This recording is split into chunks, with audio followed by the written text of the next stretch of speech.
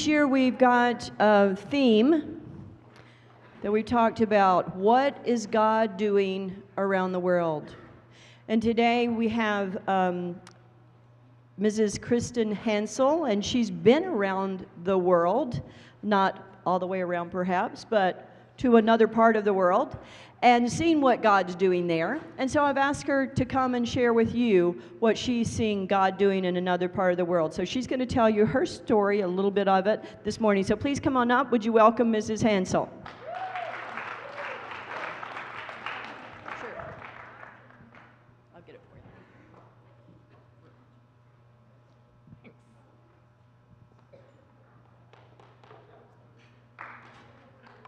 Whoa, bright lights. Okay.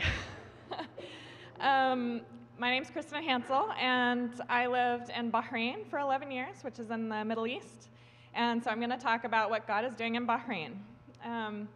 This year, on Thanksgiving morning, I opened up my Facebook, as I often do, and I clicked on a link that a friend of mine in Bahrain had, and I was all of a sudden face-to-face with this really violent picture of a man that was killed in the protests there that had been going on. And the problem with Facebook is, you know, you get that, and then the next thing you see is, Happy Thanksgiving, I'm so thankful. And, you know, it was a very strange, you know, all day I was, you know, cooking turkey and stuff and thinking, oh my gosh, you know, I feel so guilty that all this is happening in what used to be my home, and I can't do anything. And do you guys ever feel guilty when you see pictures of people suffering around the world and you can't do anything about it? And I feel like, why am I so lucky? Why am I so blessed? And,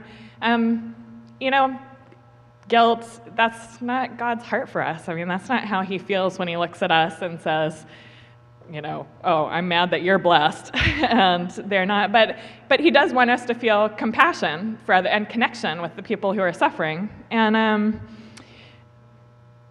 he calls us to take the small opportunities that we have in front of us to love and to pray for people. And so I'm going to share a little bit about Bahrain so that you guys can pray.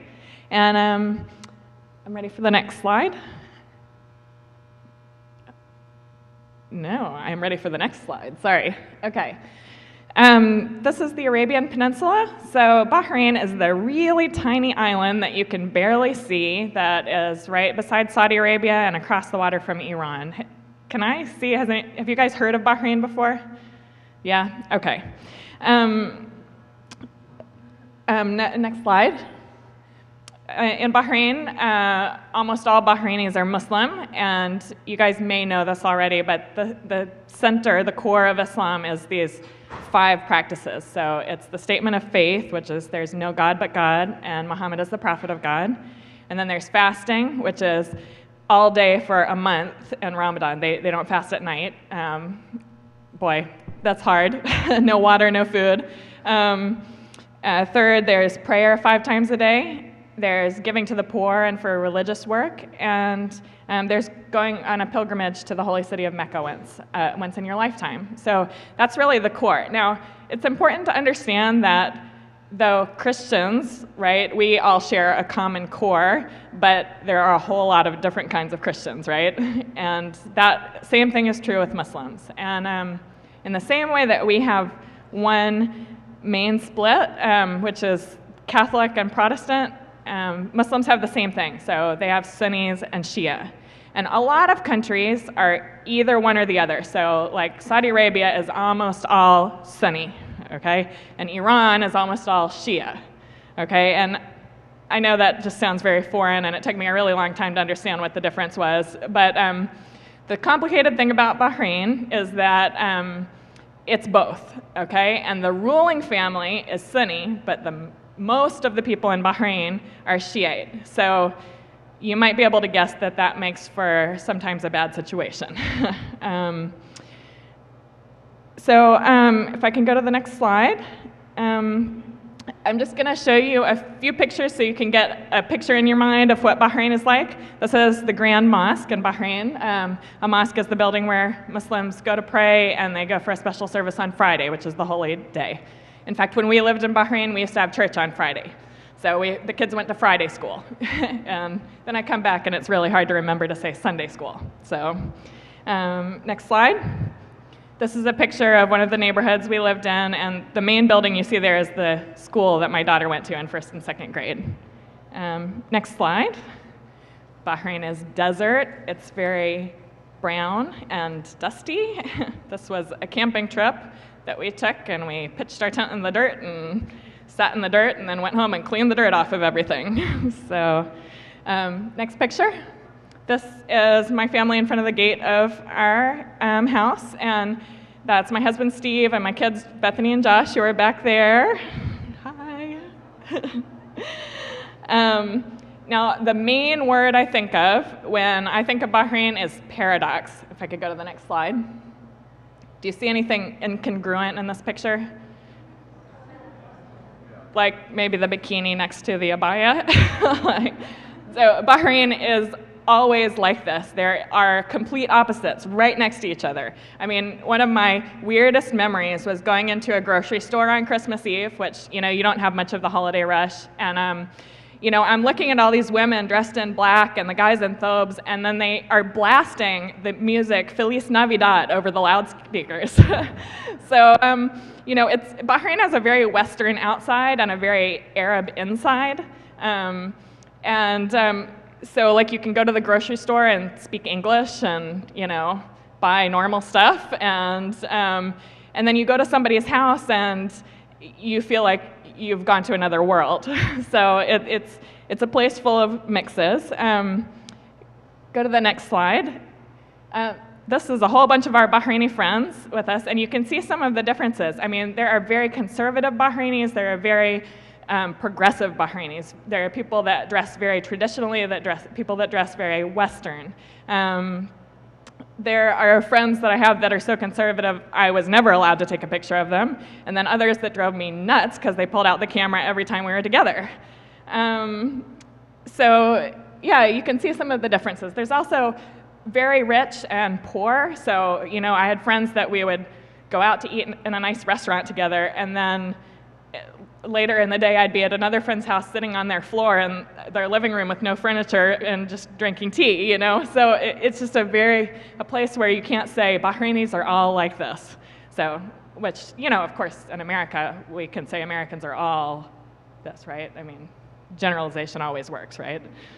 So, no, but it's very, people are very different from each other.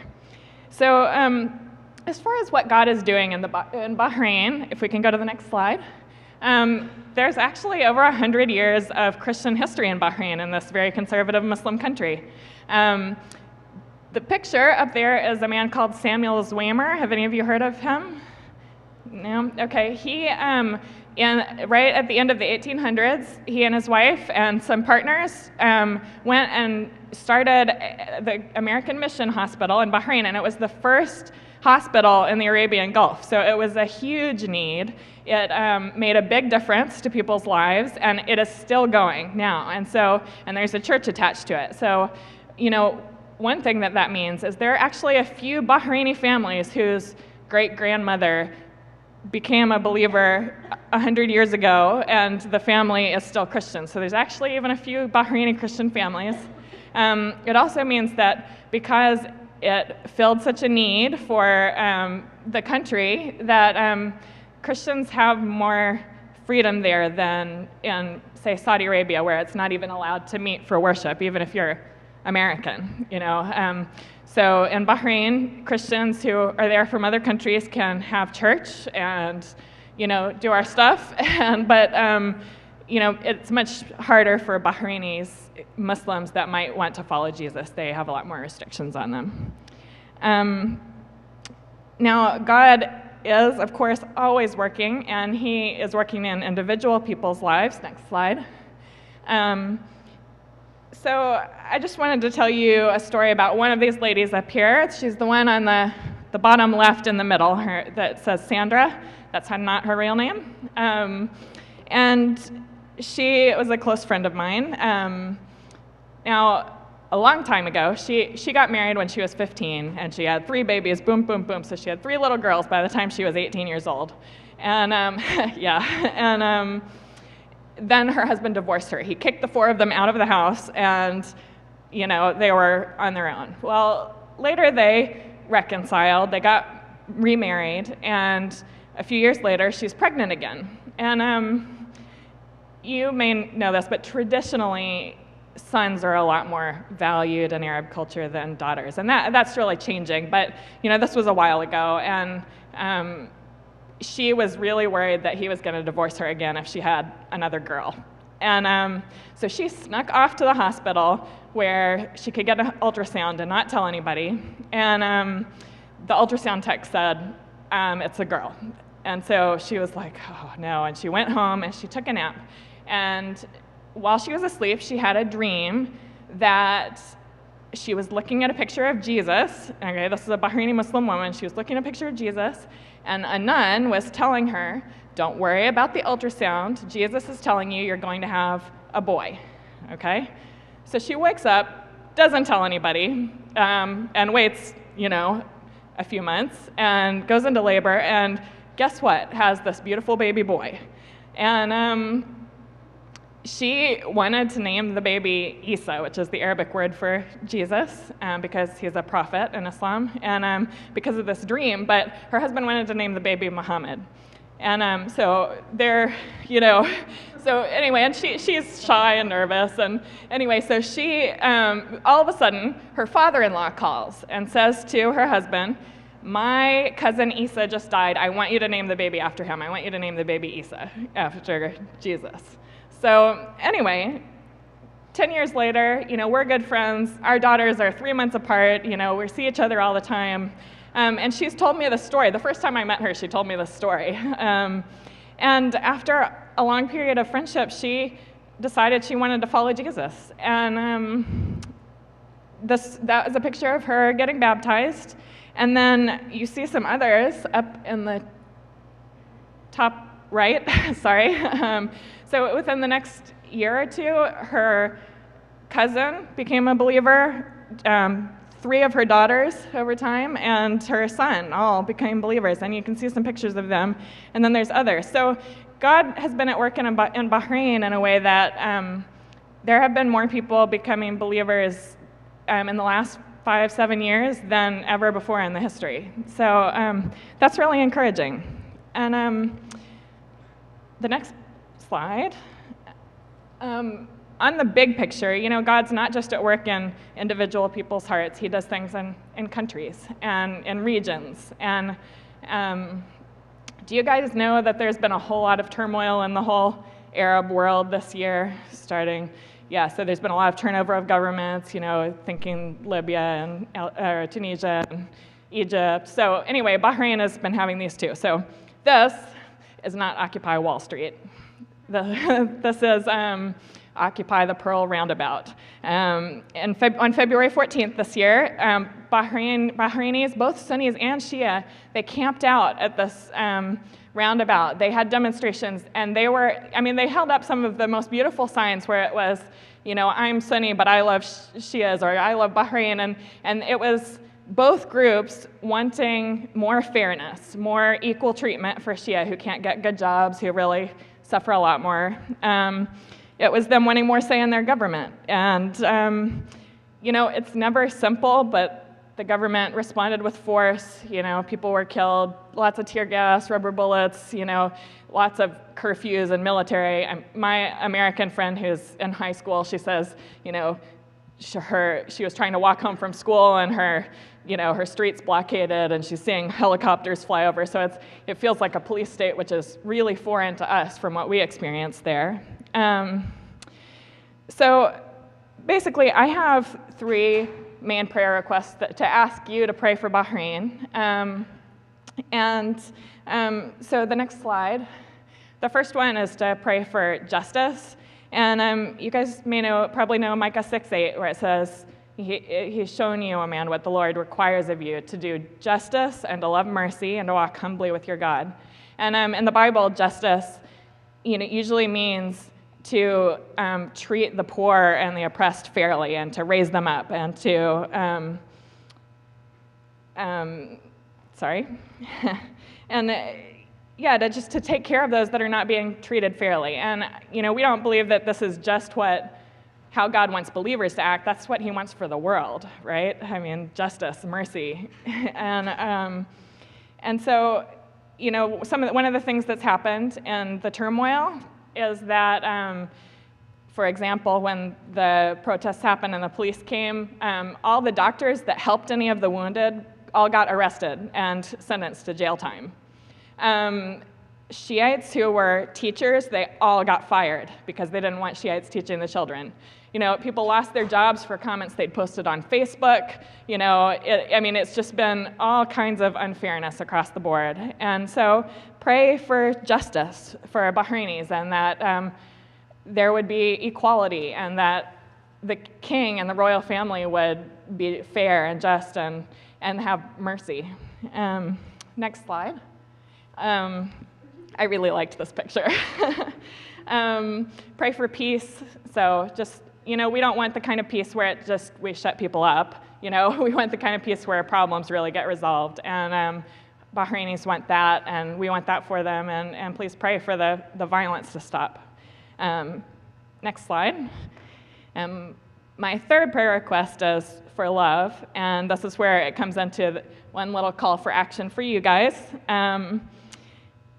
Pray for love, because when there is violence and turmoil, I think it can open a path for people to experience God's love in a new way. And I pray for the people of Bahrain that God's love would be known to them. Secondly, pray for love between Bahrainis, that people that hate each other, that are against each other, that would be replaced with kindness and fairness and love. And third, I chose this picture because this is my daughter and her best friend from her Arabic school. Her name's Sheikha. And, I'd just like to see more of that. This is about love between Christians and Muslims. And so often, the groups don't trust each other. And that's natural. It's natural to be afraid of people who are different than us and seem foreign, and that's how Muslims often feel about us and how we feel about Muslims, and not to mention the media, which doesn't always give us an accurate picture of what things are like. And but Jesus called us to love, not to fear. And Jesus called us to, even if we feel threatened, to advance in love, not to retreat. And so that is my prayer for Christians and Muslims, for there to be love between the two groups, and especially for Christians, that we would act out of love and not out of fear. And so for that, I want to just challenge you as any small act of love that you can show to Muslims you might meet here. I regularly have opportunities to speak Arabic in Walmart, because I see people and probably obsessively hunt them down. But this is our chance to not just love people that are like ourselves, but to love people that are different than us. And so let's continue to pray for Bahrain, and I thank you for listening.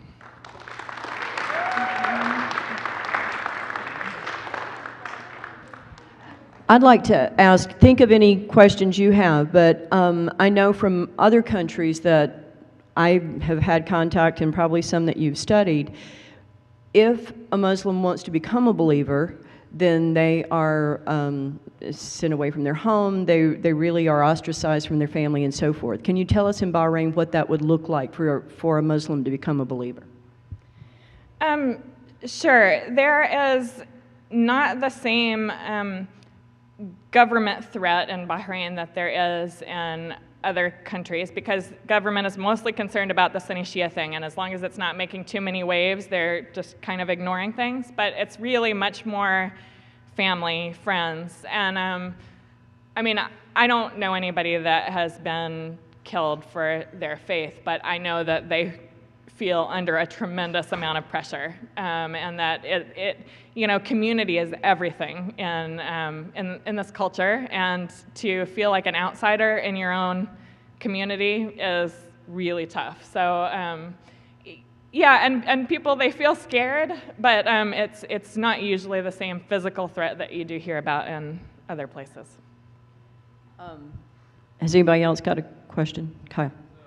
I don't, Well, talk loud so they can hear your question. so the girl, your best friend who became Christian and your kids did, did your husband stay Muslim or was he? Yeah, and he's a really scary guy, actually. So, I mean, he, they've been really praying for him. I mean, he is unfortunately violent and difficult, and he sort of knows what's going on, but doesn't want to really admit it. But yeah, I mean, so you can pray for him specifically. That would be great. Yeah. Other questions? How did you end up over there? Well, okay, I'm trying to think of the short version. Well, I actually always wanted to live overseas. I actually used to want to go to Latin America. I was going to major in Spanish and everything. But in college, I met a Muslim girl in my dorm and got to be friends with her. And I felt like all around me there were things just telling me about Muslims, and I was getting to know, and I just felt such a draw toward that place. And actually, when I got engaged, my husband was already committed to go over there, so that kind of selected the specific place for me, but I already felt like God was leading me in that direction. Can you tell us what your life looked like there? I mean, how is it different from here? Not as different as you might imagine, because it's a, like I said, it's a very Western sort of exterior. What was really different was all the cultural events. I mean, weddings and funerals. If you go to a funeral, you got to cover your hair, and you go in and you have to shake everybody's hand around the room in a certain order, and then when you leave, you have to shake backwards. And of course, speaking Arabic, my kids were in Arabic schools, which was a really, really fun experience, and that was. Wow, wild. I mean, I felt like such a part of the community to go in, but I was the only, we were the only Americans there. In fact, Bethany, I hope she doesn't mind me telling this, but we were playing rummy at home one time, and we had the whole discard pile, and they were all red cards except for one black, and she said, "Oh, look, that's me at school."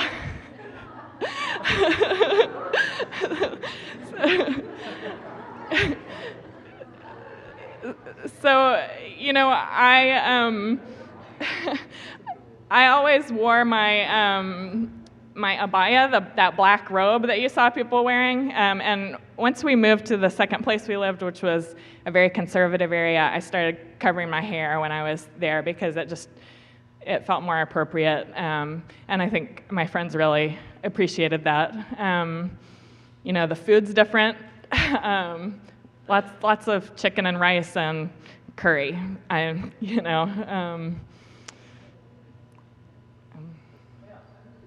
Yeah.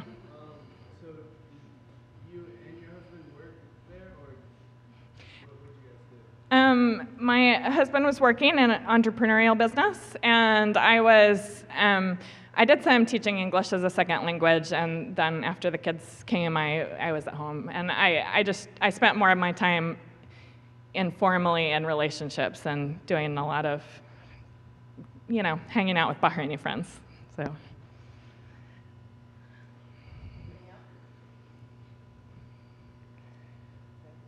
I know that you were intentional about making relationships with Muslims and sharing Christ. Can you tell us, what did that, I know that's hard to kind of answer in a nutshell, but what does that look like, to make a friendship, a relationship with someone, to share Christ with them? I think the big thing at the beginning is getting out of the box and letting them out of the box too, because Muslims have a whole lot of stereotypes about Christians, and I hate to say this, but we get told Muslims are like this, and we may think that's what everybody is like, and in similar ways, they get told this is what Christians are. They believe in 3 gods, and they, drink lots of alcohol and eat pork and sleep with everybody. I watch TV, right? Friends is a representation of Christianity, right? So that's sort of so actually the big thing at the beginning is really helping them see you as not in that box that they had at first, and that Christianity is different than what they thought it was. And we actually have so much in common. And, not up here, one of my other best Bahraini friends, she asked me one time, she said, so what is your relationship with God like? And I was able to tell her about this period in my life when I just felt some bad things had happened, and I just felt so close to God. And she just responded by telling me the same thing about her life, about how when she had, her parents had gotten divorced, and she had gone through this period where she just felt like everywhere she turned, God was showing her how much He cared for her and loved her. And,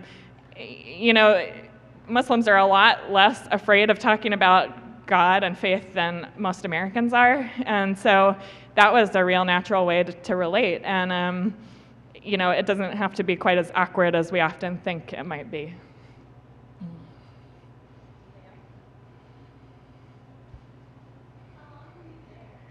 We lived there for 11 years. And both your kids were born there? That's right. Mm-hmm. Did you go to the hospital that you showed us there, or was there a different? I didn't. I went to a different one that was closer to where we lived. Yeah. Was it good medical care? It was. That hospital was on the oil compound, and most of the staff was, British and South African, and it was actually a really quiet hospital, so I got lots of personal care, and it was nice.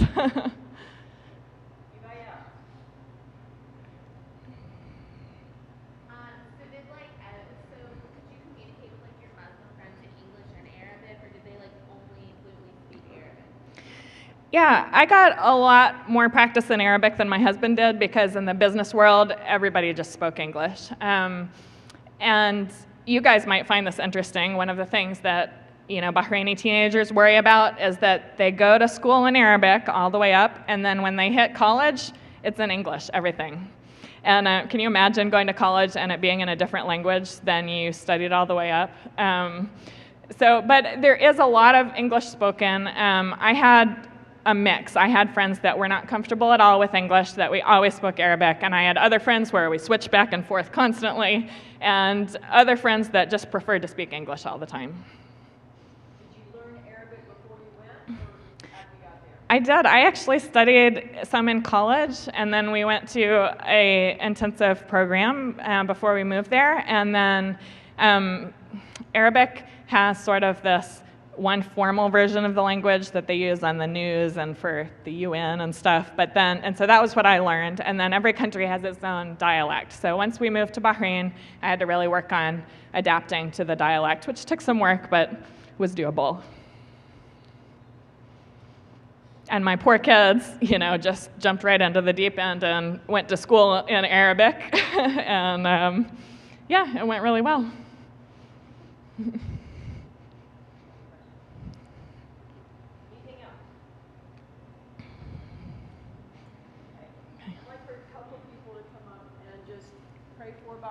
And the things that you've asked us to pray for, if you will. Seniors, step up.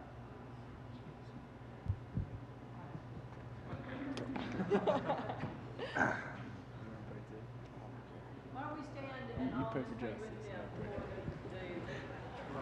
for the Muslims and Peace.